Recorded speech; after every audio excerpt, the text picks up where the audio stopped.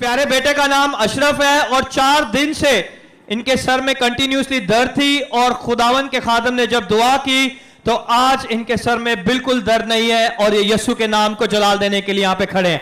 जोरदार तालियां बजाएं खुदावन के जलाल के लिए।